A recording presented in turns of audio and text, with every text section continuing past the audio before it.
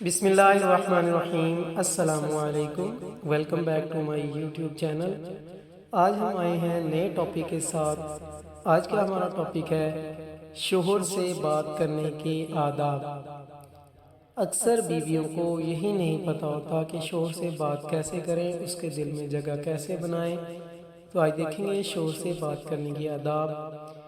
نیک بیوی کو چاہیے کہ شوہر سے بات کے چند باتوں کا خاص خیال رکھے کہ جب شوہر سے بات کرے تو نیک بیوی چند باتوں کا خیال رکھے، اس کی بات کو پوری توجہ سے سنے، بیچ میں نہ بولے۔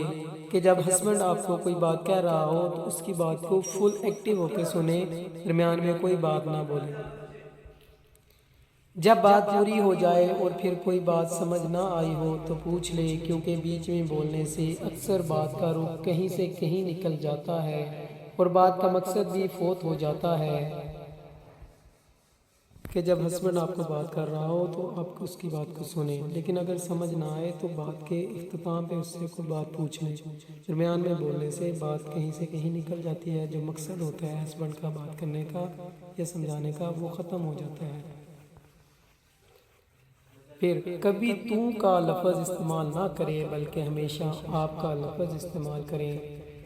ہسبینڈ سے بات کرنے کا سب سے پہلا طریقہ، سب سے پہلی چیز جو میرے ذہن میں ہے کہ ہسبینڈ کو کبھی بھی تو کا لفظ استعمال نہ کرے، بلکہ ہمیشہ آپ کہہ کر بلایا جائے، جس سے آپ کے دل میں اس کی عزت، اس کے دل میں آپ کی عزت بڑھ جائے گی۔